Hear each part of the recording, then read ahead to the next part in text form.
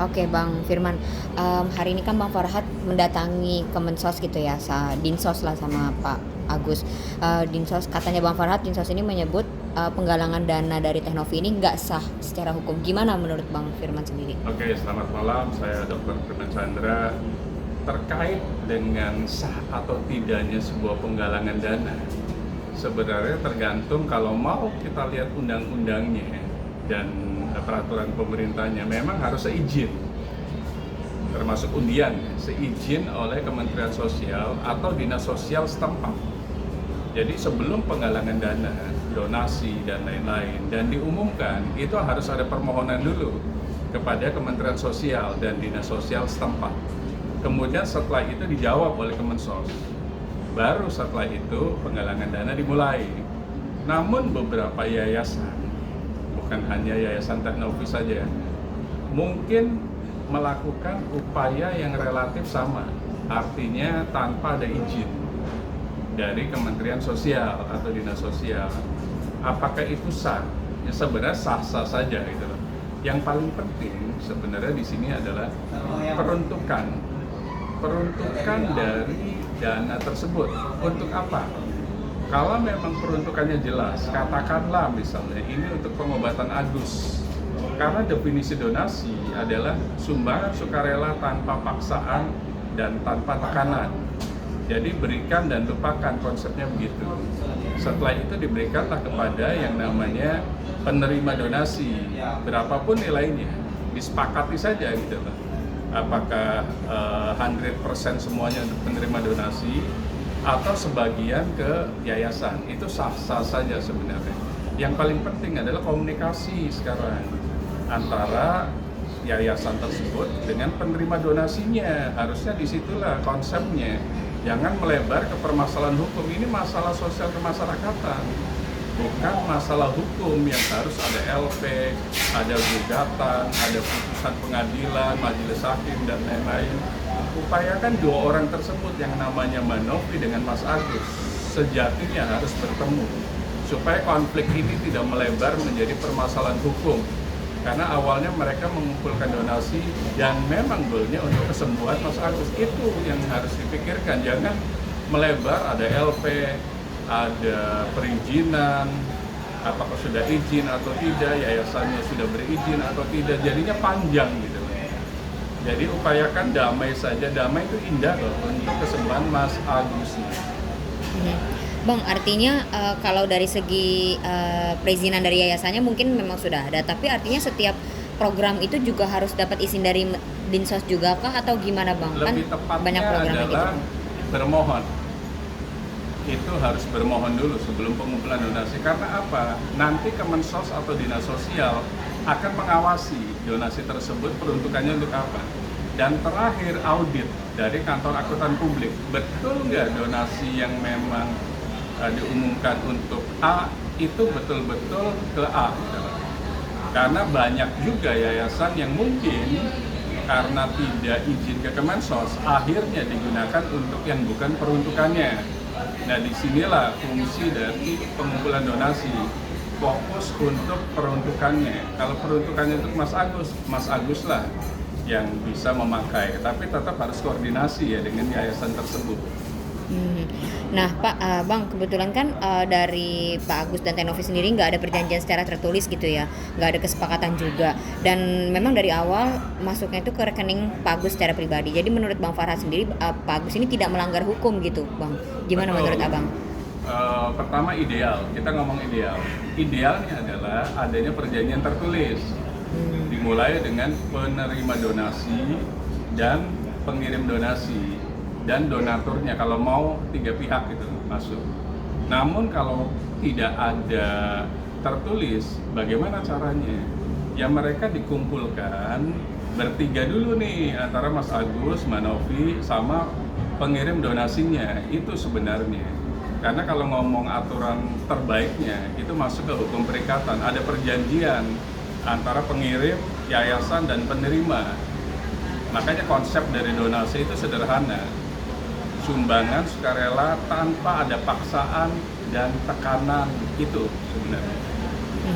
Nah berhubung donasinya masuk ke rekening Pak Agus pribadi, sebenarnya Teknovi itu berhak nggak Bang untuk meminta Pak Agus ini ditransfer balik ke yayasan, sampai meminta audit, meminta mutasi, itu secara hukum seperti apa sih Bang sebenarnya? Sebenarnya antara Manovi dan Mas Agus itu secara verbal mereka yang tahu kenapa uang yang sudah ditransfer ke Mas Agus diberikan lagi ke Manovi. Yang tahu adalah mereka sebenarnya. Mungkin dilihat chat-chatnya mereka.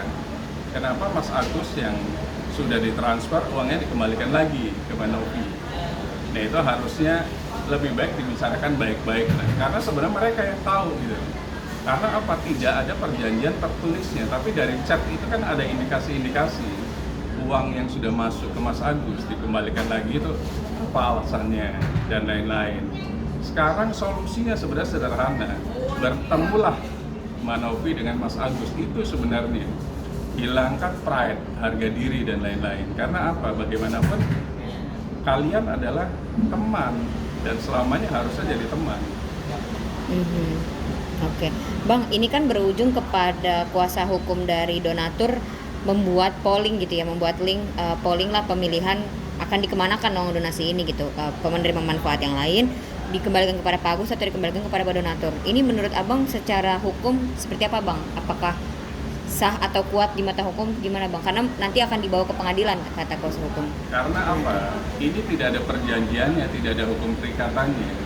Jadi kalau memang dari polling itu banyaknya adalah untuk sumbangan ke bencana alam, ya sah-sah saja sebenarnya. Tapi kalau memang mau dibicarakan, karena ini kan peruntukannya awalnya untuk kesembuhan Mas Agus nih matanya.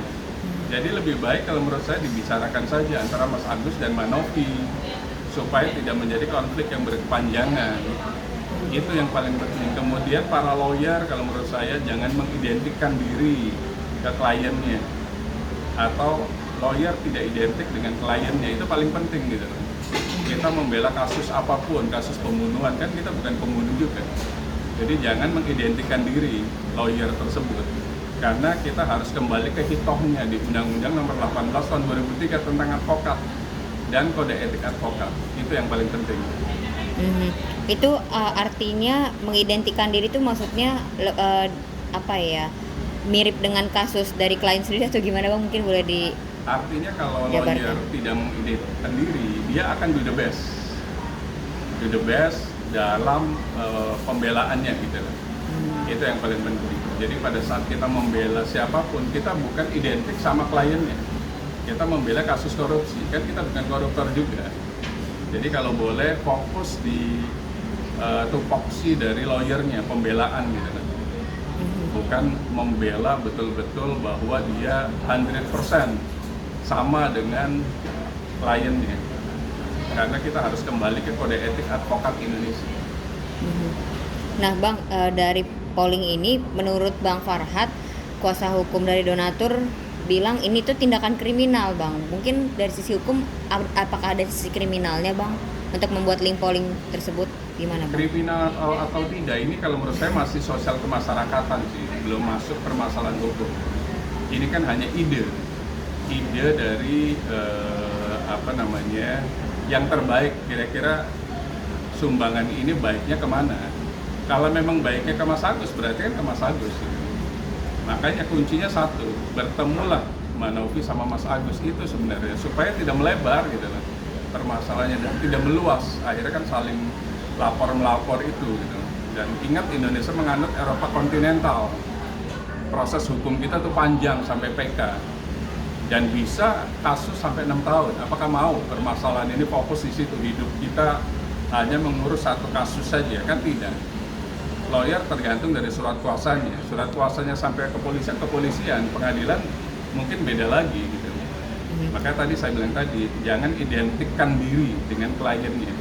Karena kita haruslah netral lawyer tersebut. Oke. Nah tapi Bang, artinya disebut Bang Farhad kriminal, ini sisi kriminalnya ini belum ditemukannya Bang. Maksudnya ini lebih ke isu sosial masyarakat ya Bang. Maksudnya belum bisa, secara hukum belum bisa memenuhi nilai kriminal itu sendiri, gimana Bang? Betul. Artinya kalau kriminal itu kan berarti ada kejahatan, ada unsur pidananya. Tinggal dilihat lagi unsur pidananya apa di situ. Kalau menurut kami sih belum masuk unsur deliknya gitu. Baik secara subjektif ataupun objektifnya. Apakah tindak pidana penipuan? Kayaknya belum juga. Tindak pidana korupsi? Belum juga. Tindak pidana pencucian uang? Mungkin belum juga. Jadi lebih baik mereka bertemu lah. Jadi jangan dibawa terlalu jauh gitu, kasus ini menjadi kasus yang pidana ataupun perdata. Lebih baik bertemu saja, itu yang paling penting. Nah, kalau menurut Bang Farhat, apa sisi atau deliknya itu masuknya di uang ini tuh hak milik Agus gitu loh Bang. Jadi menurut Bang Farhat, uang Agus kok malah dibuat polling gitu, mungkin kriminalnya jadi di sisi itu. Tapi itu masuk nggak menurut Abang sendiri Balik deliknya? lagi, sepanjang alat buktinya ada, kalau memang mau di LP kan, silakan, nanti polisi itu akan melihat apakah ada bukti permulaan sudah terjadinya tindak pidana. Kalau tidak ada, berarti LP-nya kan akan di-reject. Tapi kalau menurut polisi ada, dengan 2 alat bukti, mungkin bisa masuk gitu. Jadi biarkan saja, kumpulkan alat bukti, kalau memang ada, sah-sah saja bikin LP. Artinya kriminal atau tidak kriminal, yang menentukan adalah kepolisian dan penyidik. Okay. Nah Bang, ini kan seperti kita tahu udah merembet kemana-mana ya Bang permasalahannya. Kemarin Bang Densus sendiri melaporkan Bang Farhat atas dugaan pemerasan gitu. Menurut Abang gimana melihat Akhirnya kan ini? panjang nih, ada lapor ini kan. Iya, saling lapor akhirnya Iya. Bang. Gimana menurut Abang? Balik lagi, laporan polisi itu akan ditindaklanjuti menjadi nomor LP manakala ada 2 alat bukti dan itu terbukti gitu loh di awal. Kemudian ada saksi nggak, ada ahli nggak, dan lain-lain. Kalau memang terbukti, nanti baru muncul atau terbit nomor LP. Kalau tidak terbukti kan tidak muncul nomor LP-nya. Gitu.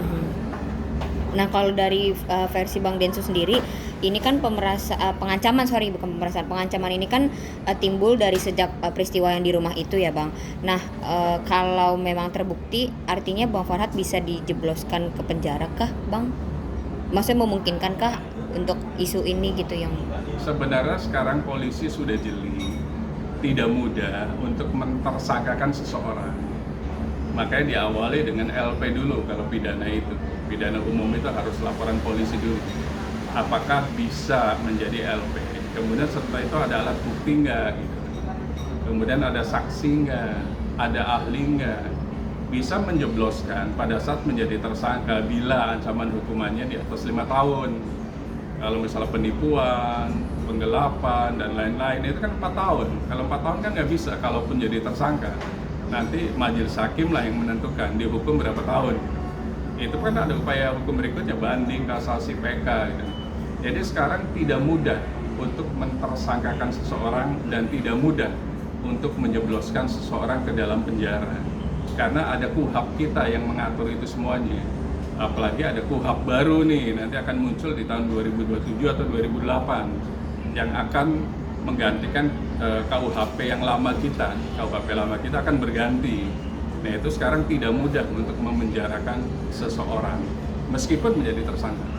Oke, Bang, mungkin ada saran atau pesan hukum untuk Bang Farhat dulu.